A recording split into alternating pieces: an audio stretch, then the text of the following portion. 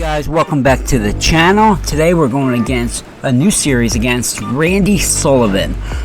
This is the first one, and then the main event is the second game, so always stay tuned for that second game. Starting out kicking the ball. I'm trying to think of what's going on. If you guys aren't in Madden Competitive Gaming Facebook group, make sure you check it out. It's in the description. We all play each other. Hey, started out with user rush, get the sack, great start. Here's 3rd and 14, so I'm feeling good, and nice user play by me. I was all over it, but I guess it was 3rd and long, so he had to go for it. So it puts us in a great position to start the game. 2nd and 6. I try to go into the flat. Thought it was there, I guess not. So that makes 3rd and 6, trying to stay on the field. And I go for my out route. Mike Evans, toe drag, first down, baby. So here's 2nd and 7. Dropping back, see my flat open way better this time, but I get the worst animation catching of it. Slows me down, so I don't get the first down. So that makes it 3rd and 2 here, and I do my wheel slant post combination. Get a huge gain that puts me on the 1, and then I'm just gonna run it in for a net touchdown. Just like that, we are up 7-0, and we get the ball at half. So we're up a stop too. So here, 1st and 10. He tries to go outside. He had an open receiver, but unfortunately he doesn't get it. So now it's 2nd and 10. He's looking around, and I don't know what he was throwing there because I sent the heat and nothing was open. So on 3rd and 10, he has his little out route. I think he could throw it. Yeah, he does throw it. So good play by him. Good read. Hits a little out route. 2nd and 8. I'm trying to take everything away. He does have that wide open, but he doesn't get. No, not that. The streak was wide open. He doesn't get a throw, and we get another interception. So we transition to my ball. 1st and 10, and try to put this game away. I go for a bomb. I get it. Too bad I couldn't rack it, but that makes it. I ran on 1st down, got 8 yards, and now it's 2nd and 2. Snap the ball, looking around, and I don't get anything. So that makes it 3rd and 12. Looking around, and I'm just trying to get some yards back to get a 1st down or get an easier field goal. So I do. 10-0 me. Now it's 1st and 10 from my opponent. He's looking around, I have everything bagged up, and then he just throws it randomly. Terrible decision. I get the pick, trying to take it back, and I really want to hurry up and get this game. Now I feel like I'm just complete control. I'm just a lot better than this opponent, so I just want to get to 21. And 21 owe him. Well, it's 21 and I have to have the ball back, but if I score over 21, then it's just game over. I don't have to get the ball back. So here, actually he could have had a pick there. I try to force it. But like I said, I don't have great red zone dots. I need them. Here I go for the wheel, and that should have been a touchdown, but I don't know, the wheel didn't cut up as good as it usually does. So I have to take 3. So now it's his ball. 13-9, and then right away I get the interception. Do I show a replay of that? I wish I did. Guess not. So good game. That Randy series, I'm up 1-0, and the reason I know it's not 21 yet, but look at this. Tries to run, I get the tackle, not even a hit stick, arm tackle, fumble, and then look at the stick work. Make him miss, and he tried, no chance of offensive line, and we got this game out of the way. Alright, so here, stay tuned for the main event. Main event is against Jeremy Dye. His name in this, I guess he joined under a different name, is, here it is, Benzo 1000, but his real name is Jeremy Dye. He's a pretty decent player, and we used to play a lot. Man, 21, I think I was undefeated against him, so we gotta keep it going. So start out, luckily I'm kicking off. So it is 2nd and 9. My opponent is doing play action. I shut him down first time, throws it outside. I'm a little annoyed that wasn't covered. 5-yard curl flap, just basically like a hard flap, but somehow it doesn't get over there, so I have to change it a little bit. So here's 2nd and 8. Once again, I shut him down right, and look, I had a 3 rack just to play the in route, and somehow he throws it over. So good read by him. And then here, look at this play. I'm going to show the replay. I was actually shooting the gap to try to stop the run. Then all of a sudden he goes out to pass. I'm like, oh, I'm right here. Just tackle him. That was an interesting play. So here's 3rd and 11. My opponent hits me with the seams, and I noticed that. I'm going to explain this a little more later. You'll understand when I get to it. That had to be his first read, because he hiked it and threw that very fast. You see, I just took it away there because I saw that was his first read. He just hikes in there. There was a beautiful dot. I had my curl flats set at 20, but I think since I pressed it, couldn't get back there in time, or 25. So here's 1st and 10. I'm going right for a cover 3 beater. Then I noticed that's a deep path out there, so I can do my cover 2 beater, get a huge gain, try to do a stop and go. I should have done another stop and go, and I probably would have scored a touchdown. So the pressure's on me. He scored on me, 7-0. So now I'm down. I really need to answer here. So here's 2nd and 6. I do a low ball curl, touchdown, 7-7. I'm like, great. So now I just need to stop him and get control of this game. So here's 2nd and 6. He's running the ball, and unfortunately he gets a 1st down. So 1st and 10. He's, what's this, gun white trips. I've been seeing a lot of gun white trip. This is a D-cross offense. I've been seeing it a lot lately. But here's 2nd and 1. Assuming he's going to go inside zone, so I'm going to try to shoot the gap. But instead, he does a nice call. I wasn't ready for that. A little out route. So, now it's, what's it called? 1st and 10. He hits me right up the seams again. He's killing me with that seams. And again, once again, remember that. 2nd and 7. My opponent steps back, hits me with another little out. So what I start doing is dragging my linebacker. If you look at here, I start dragging my linebackers out there so he can't.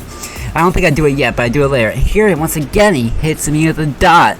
And I am kind of playing a cover 2 shell, even though it's cover 4, so that's a great read by him. 2nd and 9, my ball. I'm trying to go to this post since I don't have a lot of pressure. I wait, and I get it. Beautiful dot by Brady. So it looks like it's 1st and 10. I'm trying my new play where I go underneath to that R if it's there. If he's covered, then I try to hit my corner out and get a nice gain. So that makes it 2nd and 1. So now I'm thinking I haven't stopped him once. So I can beat this guy in a possession if I take all this clock and score a touchdown. But it's risky because I just take all the clock.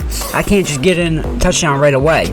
I need to kill my clock. So that's why it sucks not getting the ball at halftime. Look at this. Almost get it. I'm glad I didn't because that look how time now. It was 1:50. Now it's 1:14. And then here, it was so good I didn't get in because that takes another 40 seconds. If it was him, he's probably better off having me score there than he has time to get in the field goal range. But now just because I left him 28 seconds and he has basically no time to score. So that couldn't have played out any better for me. It's a little bit of luck involved there. But that's why it sucks getting the ball first, because that halftime thing can make you lose the game. So here, once again, hits me the seam, but I'm giving him the seam. I'm just covering the outside. He doesn't have any timeouts, and that takes us to halftime. So here, he kicks it off at a halftime, my ball, and I have a chance to go up 7.